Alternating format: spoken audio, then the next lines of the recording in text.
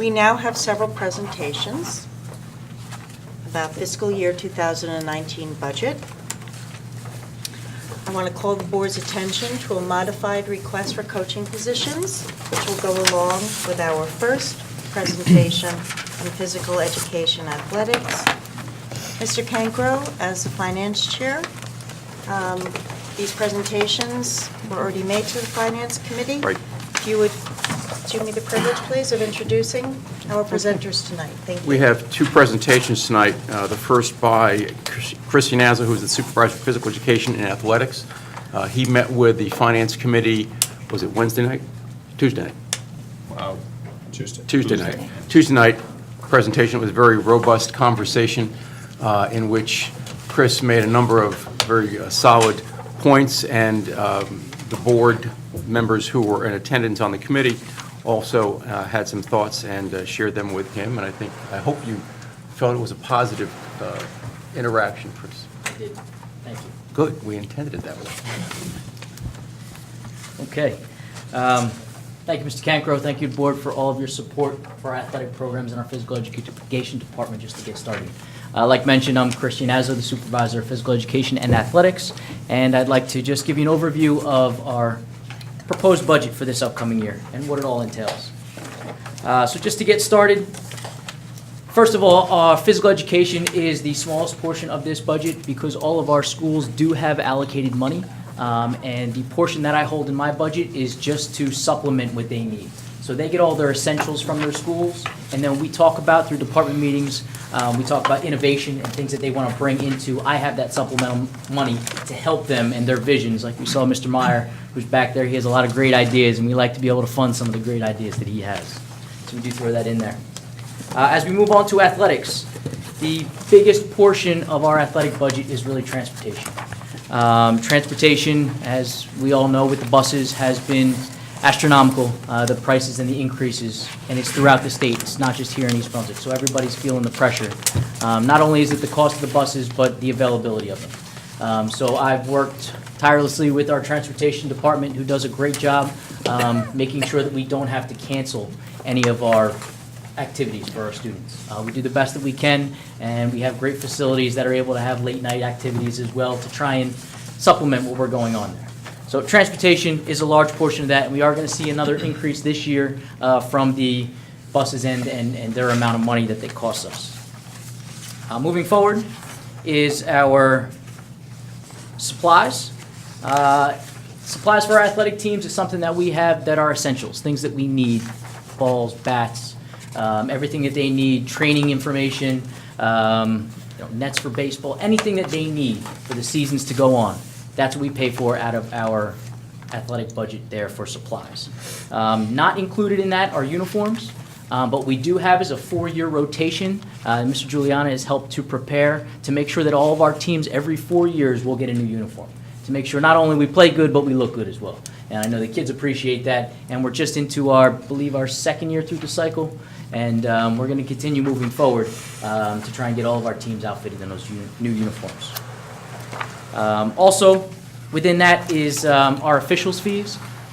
So in order to run games, we have to have officials. The state of New Jersey, the NJSIA, which we are a part of, and the GMC, we adopt rates for the officials for all of our games from 8th grade middle school to varsity.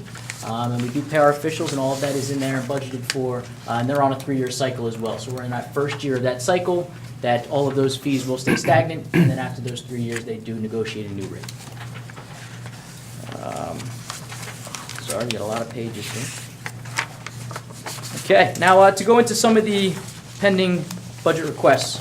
The first thing that you'll see in there is department chair for health and PE, and that's one thing that I think is important, but I think there are other things within this budget that are important as well, that are more suited for our kids, but I just want to keep that in there, that as part of our academics, the way that childhood obesity is these days, our physical education department is very important to me. And it's something that I love to spend a ton of time with them, to help them to be innovative, their SGOs, their programs, the things that they want to do every day. But I'm pulled in different directions, as athletics is right now and things need to be done. So to have somebody there who is fully focused on the phys ed department, I think would be important. Moving forward, For our athletic department, I think the size of the district that we are right now, with the amount of athletes that we provide services to, athletic trainers. Right now, we have one and a half trainers on staff. We have a full-time trainer at the high school and a part-time trainer at Churchill. And just right now, like I said, with the amount of athletes that we service, not even our own, but when the visiting teams come here, the size of the campus that we have, I think we just need a little bit more support. So in here is a full-time trainer, and I've also put a part-time trainer in there as well. And it's just having the ability for somebody to be there full-time to understand the kids that the parents can go to, and they'll know somebody's there. It helps to supplement insurance. Kids can see our trainer instead of having to go to see a doctor. See that friendly face every day to know who they go to. The trainers know exactly who those kids are. So that's important to me, to have people out there just to take care of our kids. And finally, to get into, and you'll see from the modified request that you had mentioned earlier, are our coaches. Like I said, we service a lot of athletes, and like Mrs. Blaylock's programs are for mental health and wellness. A lot of our athletic programs are that for these kids. It's something for them to be attached to, and we're more than just wins and losses. And we think a lot of what our coaches give to the kids and the life lessons that our children learn really come from our coaches. They're role models. Like I said, it's more than the wins and the losses. And going through our programs and just talking about it at that finance committee meeting, we feel like there's some areas where we need to increase the amount of supervision that we have for our athletes. And that's not only just for those character traits, but like you heard from Chief Conroy, that the day and age we live in today, security, having our coaches around our athletes, supervision in the locker rooms, things like that. We just need to make sure that we kind of tighten things up and we put as many people out there to help service our kids as possible. Okay? And I believe that's everything from me. Any questions from me? I just want to remind everyone first, before we take questions and the public, that what you're hearing are requests. They have not been finalized or incorporated into even the tentative budget or the final budget, the board, but these are requests that budget managers are presenting to the board for consideration when we sit down and we look at the totality of all the requests we're going to receive. So thank you for bringing all these things to us, and they will become a very active part of our discussion. Thank you. Now, Mrs. Shaw. You had mentioned earlier the difficulty with transportation and the availability of drivers for a variety of different sports at various times of the day. Have we had to cut the number of games or meets or what have you because of this difficulty with transportation? We have not. We've been very lucky. Because I've certainly, encountered some schools that said, that their swim team is down to, 6 meets a season. And anyway, I know that the number of games or meets that a team has is critically important to, how many times a kid gets, play time, game time, what have you. So I just wondered if we were contemplating that at all. So we have not. We've actually moved games to later times because we have lights, things like that. Teams, and it's not just us. Like I said, it's all around the conference in our GMC. So other schools have had issues getting buses, and we've moved times later to make sure that they can accommodate, the buses can accommodate at that times. Because right at 2:30, that's when the elementary schools, the middle schools are getting out, and they want to take those kids home. We understand that's their first priority.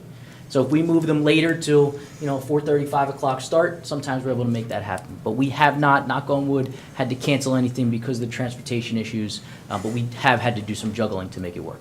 All right, that's great though, because I think the flexibility that we can show is going to preserve that game time for our kids. Absolutely.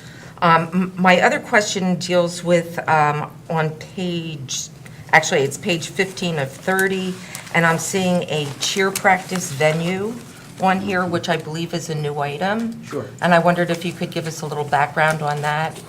Sure. So within our school, we have a 5-panel cheering mat that they practice on. For competition cheer, which is becoming larger and larger, they need a spring floor that we don't have, especially in the winter season. They do use our gymnastics floor in the fall, but in the winter, when they really get into their competition season, that's when they need that panel. So once a week, moving forward, we would send them to a gym in the area that's in East Brunswick that would give them that 9-panel full spring floor access for them to prepare for the season. So a gymnastics spring floor is not the same size as a competitive cheer? Correct. It's Spring only floor is- 7 panels and cheer is 9. Do we Got have it. a spring floor for gymnastics, or is it just? We do have Yes. one for We do, gymnastics, okay. yes. That's only down in the fall. Okay. But if we were able to utilize it during the winter season, we'd be able to do so. Is that correct? We could, we would just need somewhere to put it. Uh-huh. In the winter season, everybody's obviously inside, and we've got basketball, wrestling, we've got a lot of other teams using our facilities right now, and to put a spring floor down and take one area would be very difficult. Okay. And I believe that the parents had been paying for this prior to this. Yes. For the children, students to practice off-site, which is not keeping with what we usually do with our practices off-site for our other teams, like bowling, or golf, or swim, where we don't have the facilities, so. That was through a discussion with Dr. Valesky, Bernie, and Lou, that we thought it was important and time. Not being a cheer person, I'm not sure I understood what it all entailed with these off-site areas. Now, after the It's conversation, insane. we didn't understand. I'm sorry? I'm a cheer parent for a younger kid. It's insane. It's If I may, I just want to Sure. go back to the point on the spring floor. Correct me if I'm wrong, but the issue pertains to the fact that we don't have the physical space Right. to be able to accommodate having a spring floor and the practices at the same time that other events and practices are going on. Right, to put down the spring floor is quite a project, and it would have to stay down. It's not something you pick back up. So that would create a void for another team who would lose their practice space. Correct. Right. It is possible to dismantle a spring floor, however, at the end of practice every day. I mean, it's not the most desirable thing to do, We put one down. but schools takes- do it. It takes our grounds crew and our custodial staff almost a full day. Really? Put it down. I mean, because I have personally witnessed, gymnastics teams taking one down, and they have it down within 10 minutes. Oh, I'd love to meet those people and have them teach us. But no, that's something to think Well, about. because you take the tape off it, it folds up into panels, and Oh, we have separate spring boards. I couldn't even count how many, and then plywood that goes on top, and then it gets secured down with screws. So it may be the type of spring floor that we have is different than what they have. And then we put the mats over the top. But also, isn't it, we only have X amount of floors in the sense that if we had the spring floor out for the cheer team to practice on, regardless of how long it takes to dismantle, at that same time, that space also would need to be utilized by another team? It could be, yes. We've even In our tried lower it. gym. We're it's trying just to- that, we're trying to we figure out. fought for a long time to get the spring floor for the gymnastics team, and one of the arguments that we used was that it was going to be used by more than just a fall sport, that it was going to be useful to a cheer team, that it might be useful to a dance team. So anyway, we thought about, all the multiple uses we could make of this, and now we're being told that, well, we just can't do it. Our cheer team does use it in the fall. They do. When it's down, and our fall cheer team does use that. It's not that it's just down there from gymnastics and we shut the lights off, but yeah, it is used for in the fall. So in the fall, when it goes up, it stays up? There's Yes. room? Yes, it So goes I up in the guess- middle of August and it stays up until the middle of November. Thanksgiving. When winter sports starts up. Right. You don't have basketball, you don't have wrestling, you have No wrestling. space available. Well, it's definitely an item we will take under consideration, and I think we'll have a good discussion about it. Yep. As a football official, and Mrs. Shaw as a swim official, I think that officials should be paid whatever they want, for one thing. But I just want to comment on the phys ed portion of it, and it's more just in support. I have friends who are phys ed teachers, and as they say, without them, it's just recess. And supervising student teachers in other districts and seeing phys ed activities, there's not a lot to compare with what we do in East Brunswick. It's not just throw the balls out and shoot them up for the next 20 minutes. There's instruction. There's a great deal of learning that's going on. It's a whole child approach. And I've seen it, having supervised a student teacher in East Brunswick and certainly talking with and been in the district. And when you compare it to what the other districts are doing, I don't think we are a leader in that. And your predecessors and you, Chris, are doing a great job in creating a very positive environment in phys ed. And I want to commend you and all the teachers, because I think it's, when you talk to people and what they did in phys ed when they were kids, oh yeah, we hung around, we shot baskets, and we just sat there. And that ain't happening in East Brunswick. The kids are learning. It's when they hit that door in the morning and by the time they leave, they've been learning all the time. And it's part of your responsibility and Danielle's, and we take that whole kid and make them better when they come out of our building. So. And to piggyback on what Bob just said, at the high school level, when a lot of kids really become disengaged and uninterested in phys ed, tell us about the choices available to our high school students. What are some of the options for what they can take for Sure, a so we have gym an activity? elective process where Yes. it even makes it better for the kids, where they have the ability to choose what they may like. So what are some of those Oh. elected? Frisbee, football, tennis, yoga, badminton, basketball, volleyball, social dance, aerobics. I know I'm missing a couple. Ping pong we have, quite a few. There's a dance portion that we have as well.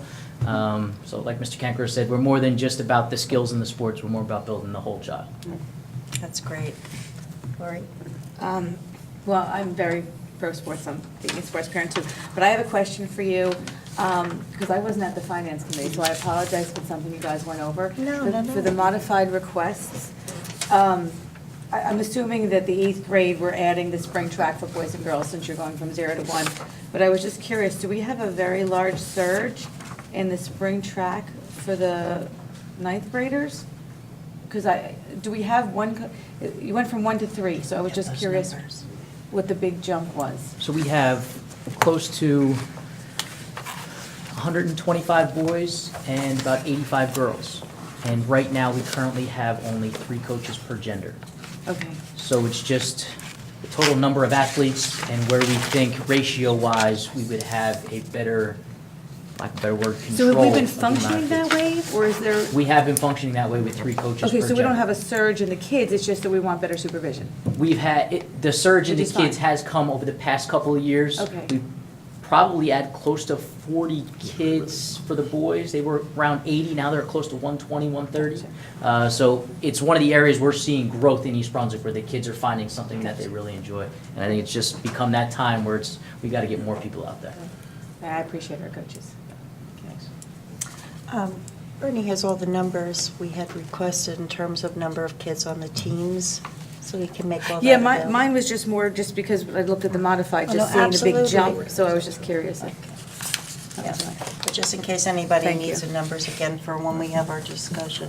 Just as a point of reference for the board, if you haven't seen it, the report with the analysis of student participation is in the board packets.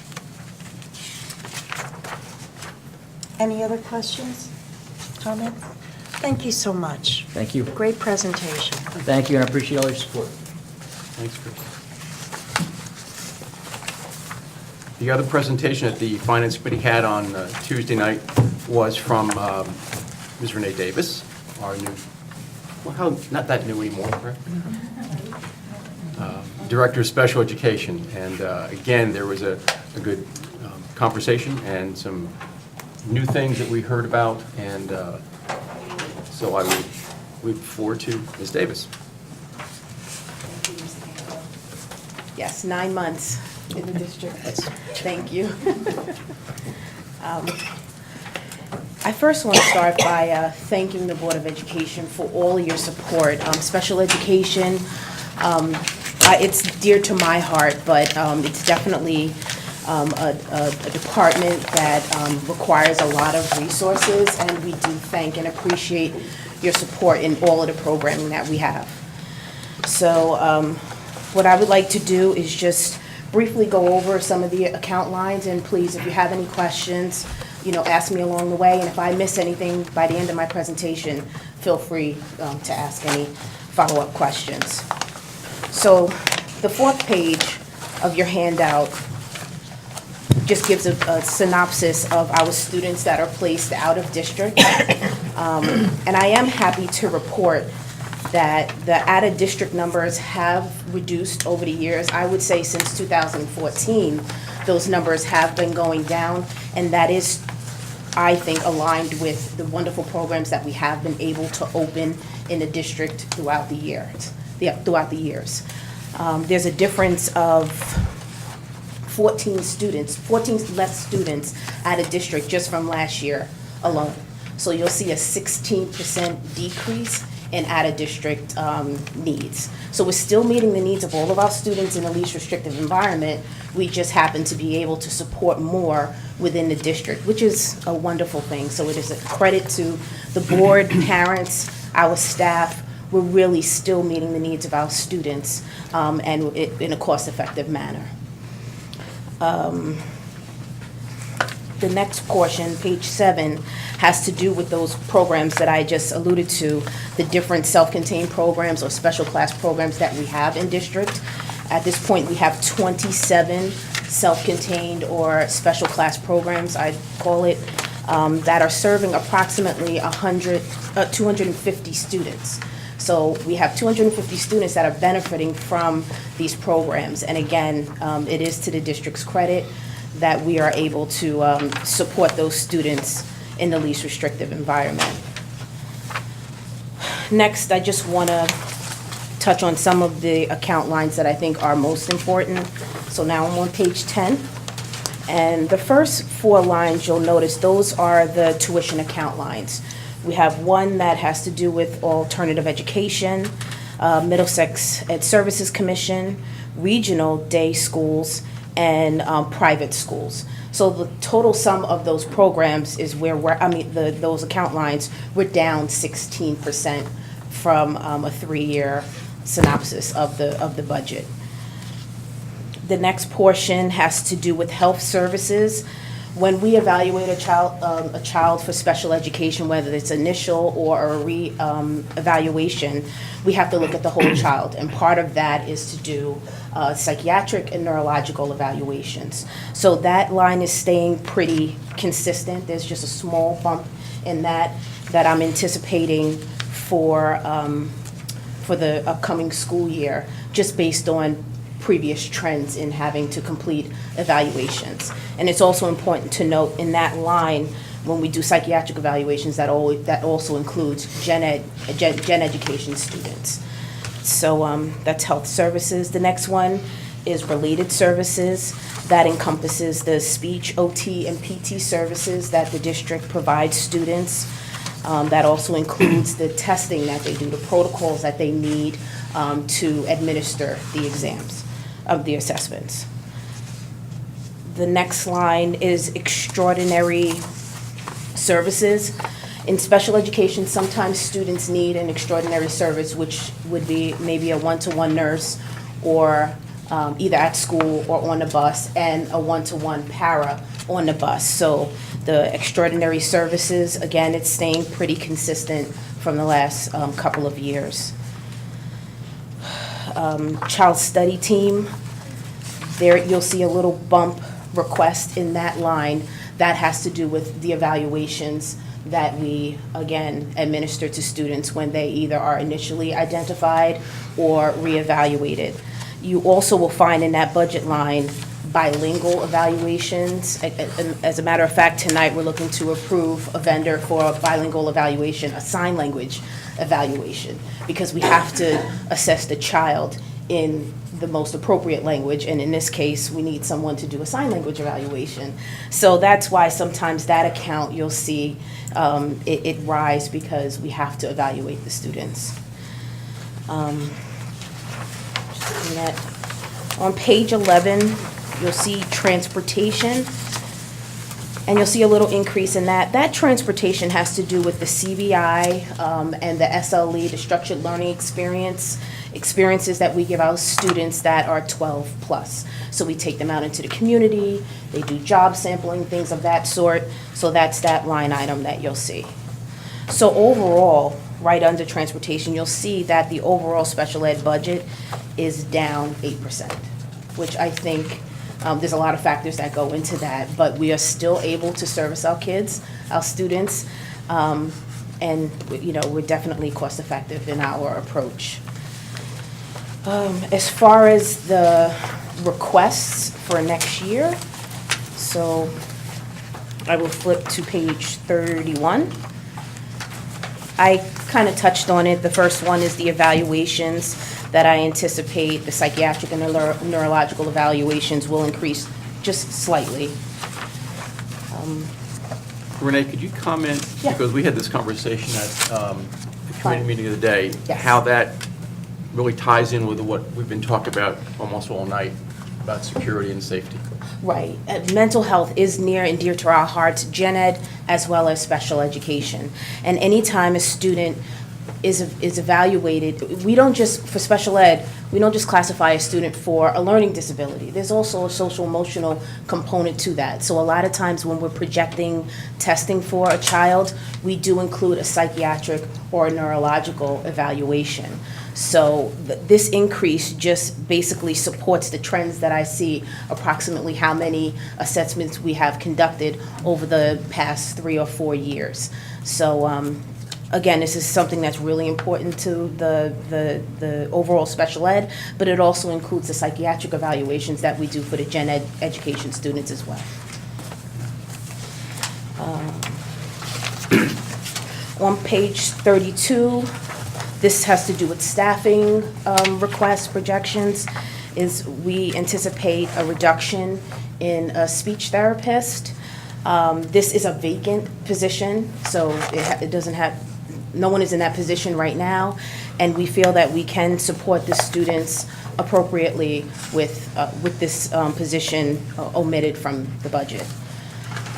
As far as additions, we are asking for one additional teacher on the high school level, because we noticed that we have more students rising to the high school than actually graduating. So we do need another teacher for about 40 extra students. So we need an extra teacher to support on the secondary level. And the last request is for a part-time secretary. We are required to participate in SEMI, which is the Special Education Medicaid Initiative. It's a federal and state requirement, and we're looking for a part-time secretary to help meet that mandatory need with the SEMI program. And I think that is it. I don't know if you have any questions. I'm certainly open to answer your questions. The IDEA grant is very helpful in offsetting the special education budget. We don't know what that projection is as of now, but we can budget up to 80% of what the IDEA grant was last year. So that is also included in here, just to offset the number. I'm forgetting about how much money we get from the semi program. It's a little under 100, maybe 80-ish. Okay. That's what we're projected for, and we usually make our number. We've made our number every year, as far as I understand. All right, just trying to make sure, see where the 18,500 falls, for the secretary would fall in there. Yes.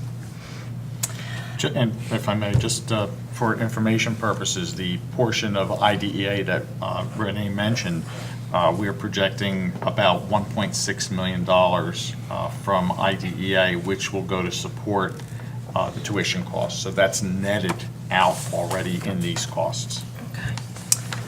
I was just going to ask you to just speak a minute or so on when you started talking at the very beginning of your presentation about the reduction, about 16%? Yes. Okay, about attributing part of that to in-house program, just so that the people who are here and who are watching have a real understanding of that.